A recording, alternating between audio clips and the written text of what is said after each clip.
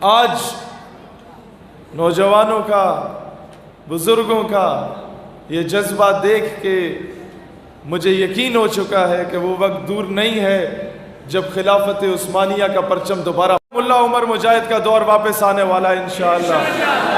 کہ آج کے بعد پاکستان امریکہ کے کہنے پہ جنگیں نہیں لڑے گا انشاءاللہ تعالی۔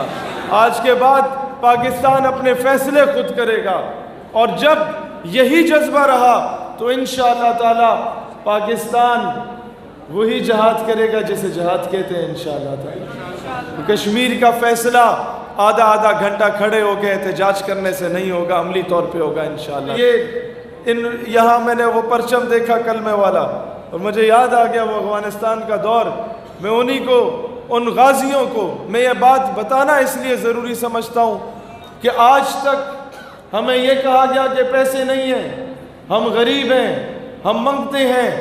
ہم FATF کی زد میں ہیں، ہم IMF کی زد میں ہیں، ہم ورلڈ بینک کی زد میں ہیں، ہم کس طریقے سے امریکہ کو آنکھیں دکھائیں گے۔ غریب ملک ہیں، وہ پشتوں کی ایک مثال ہے، غریب کو پیدا شوے کو بغیرات اچھا کرے،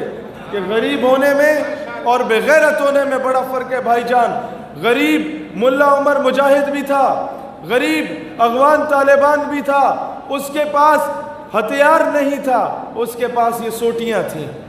لیکن وقت کی سپر پاور کو جب اس دور میں کراچی کی سڑکوں پہ داڑھی سے گھسیٹا جا رہا تھا ملا عبدالغنی برادر کو، آج وہ مذاکرات کے میز پہ گھسیٹنے پہ مجبور کر دیا گیا امریکہ کو۔ وہاں مجھے قلندر لاہوری کی اس شعر کی تشریح سمجھ آتی ہے کہ اللہ کو پامردی مومن پہ بھروسہ، ابلیس کو یورپ کی مشینوں کا سہارا، کافر ہے تو کرتا ہے شمشیر پہ بھروسہ، مومن ہے تو بے تیغ بھی لڑتا ہے سپاہی۔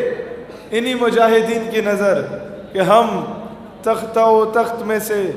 ایک چنا کرتے ہیں، ہم عجب شان سے دنیا میں جیا کرتے ہیں، توپ کیا چیز ہے، بندوق کسے کہتے ہیں،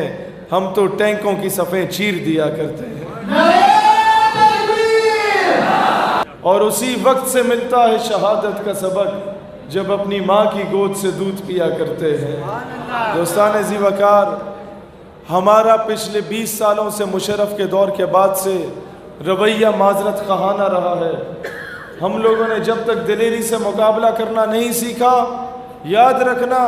یہ غلط کہتے ہیں تمہیں کہ اسلام یہ کہتا ہے ایک گال پہ کوئی تھپڑ مارے تو دوسری آگے کرو، نہیں، یہ میرا مذہب نہیں ہے۔ وہ تو کہتا ہے قرآن کا قانون ہے، خون کا بدلہ خون ہے، ہاں معاف کر دو تو بہتر۔ دوستان ذی وقار، جب تک یہ بزدلی، جب تک یہ بغیرتی، جب تک یہ معذرت خواہانہ رویہ ہماری ریاست اپناتی رہے گی، تب تک پاکستان کی بیٹیاں عافیہ صدیقی کی صورت میں اٹھا کے دشمن لے کے جاتا رہے گا، جب تک آپ کا یہ ریمنڈ ڈیوس کو باعزت بری کیا جائے گا، تب تک رات کی تاریکی میں نور خان ایئر بیس سے کرنل جوزف کو باعزت باہر بھگا دیا جائے گا۔ آج ضرورت اس امر کی ہے، ہم حکام بالا سے بھی کہتے ہیں کہ خدا کا خوف کرو، یہ قوم بجلی نہیں ہے نہ ملے، پانی نہیں ہے نہ ملے، گیس نہیں ہے نہ ملے، ہم گھاس کھانے کو تیار ہیں، لیکن امریکہ کا وہ جو ایڈ ہے اس پہ ہم لعنت بھیجتے ہیں، لعنت بھیجتے ہیں، لعنت بھیجتے ہیں، وہ ہمیں نہیں چاہیے۔